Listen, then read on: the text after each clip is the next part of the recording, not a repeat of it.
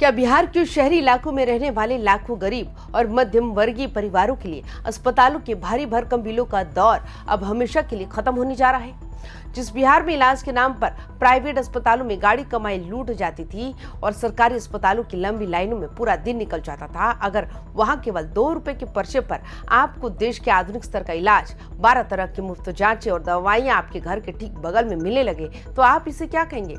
आखिर मोदी सरकार और बिहार के स्वास्थ्य महकमे ने मिलकर गैर शहरी गरीबों, स्लम बस्तियों और कॉलेज के छात्रों के लिए कौन सा ऐसा बड़ा मास्टर स्ट्रोक खेला है जिसने बिहार के हेल्थ केयर मॉडल की पूरी तस्वीर ही बदल कर रख दी है?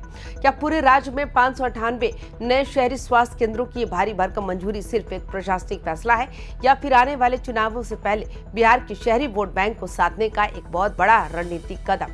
और सबसे बड़ा सवाल, जब पटना के जनसेवा केंद्रों से लेकर इंजीनियरिंग और पॉलिटेक्निक कॉलेजों के कैंपस तक में ये हाईटेक हेल्थ सेंटर खुलेंगे तो सिर्फ बिहार की उस आबादी को कितना फायदा होगा जो अब तक सही समय पर प्राथमिक इलाज न मिलने की वजह से बड़ी बड़ी बीमारियों का शिकार हो जाती थी। नमस्कार, आप देख रहे हैं YBN बिहार झारखंड। मैं हूं आपके साथ मुदिता त्रिपाठी।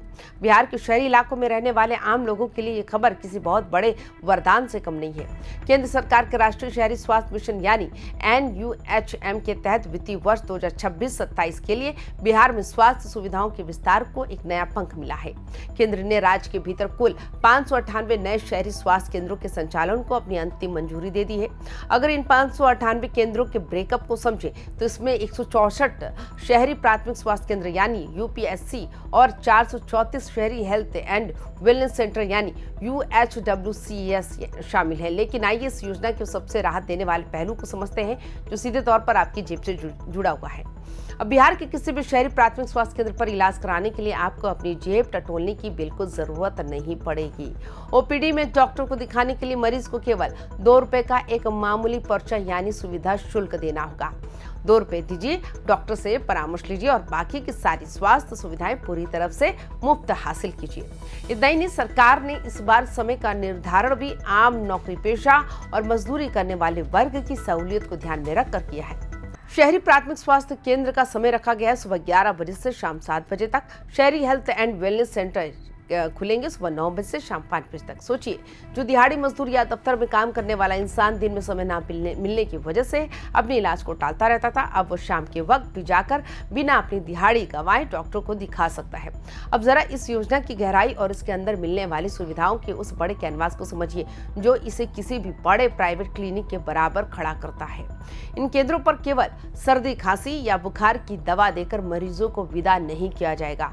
यहाँ एक ही छत के नीचे कुल 12 तरह की व्यापक स्वास्थ्य सेवाएं देने की पूरी तैयारी की गई है। अक्सर देखा जाता है कि बड़े सरकारी अस्पताल शहरों के मुख्य केंद्रों पर होते हैं, जहां तक झुग्गी झोपड़ियों और स्लम बस्तियों में रहने वाले गरीब आसानी से नहीं पहुंच पाते। इसलिए सरकार ने ये तय किया है कि स्लम इलाकों के पास किराए के भवनों में ये केंद्र चलाए जाएंगे। जहां भवन नहीं मिलेंगे वहां मोबाइल वैन और आयुष्मान आरोग्य शिविर लगाकर डॉक्टरों की टीम खुद गरीबों के दरवाजे तक पहुंचेगी। इस पूरे नेटवर्क को मजबूती देने में शहरी आशा कार्यकर्ताओं और स्थानीय महिला समितियों की सीधी भागीदारी होगी। और बात सिर्फ गलियों तक सीमित नहीं है। पटना स्मार्ट सिटी लिमिटेड और स्वास्थ्य विभाग की संयुक्त पहल से पटना में एक नया प्रयोग होने जा रहा है। पटना में पहले से चल रहे 11 जनसेवा केंद्रों को अब अधिक आधुनिक urban health and wellness centre में बदल दिया जाएगा, जिसकी मंजूरी भी मिल चुकी है। इसके अलावा हमारे देश का भविष्य यानी युवा और छात्र छात्राएं जो हॉस्टलों, कॉलेजों में रहते हैं, उनकी सेहत का भी पूरा ख्याल रखा गया है। शहरी निकायों के दायरे में आने वाली 19 सरकारी पॉलिटेक्निक संस्थानों और 14 सरकारी इंजीनियरिंग कॉलेजों के भीतर भी ये urban health and wellness centre खोले जा रहे हैं।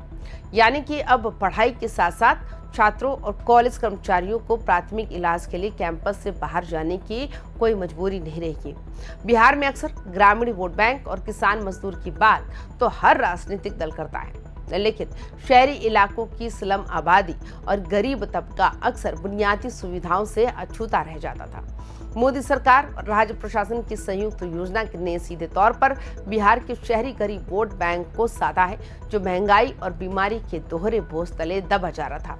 जब एक आम गरीब परिवार को अपने घर के पास 2 रुपए में डॉक्टर, जांच और दवाइयां मिलने लगेंगी तो ये भरोसा सीधे तौर पर सत्ता में बैठी सरकार की प्रशासनिक क्षमता की मजबूती देगा। शहरी स्वास्थ्य सुविधाओं का ये नया नेटवर्क केवल बीमारियों का इलाज नहीं कर रहा, बल्कि बिहार के गरीब परिवारों की गाड़ी कमाई को प्राइवेट अस्पतालों के चंगुल से बचाकर उन्हें एक नया सामाजिक सुरक्षा कवच भी दे रहा है। क्या कागज पर मंजूर हुए ये 598 स्वास्थ्य केंद्र समय सीमा के भीतर पूरी तरह से चालू होकर जमीन स्तर पर सही सेवा दे पाएंगे? क्या इन केंद्रों पर डॉक्टरों, पैरामेडिकल स्टाफ और दवाइयों की उपलब्धता 24/7 सुनिश्चित हो पाएगी, या फिर पुराने सरकारी ढर्रे का असर यहाँ भी देखने को मिलेगा?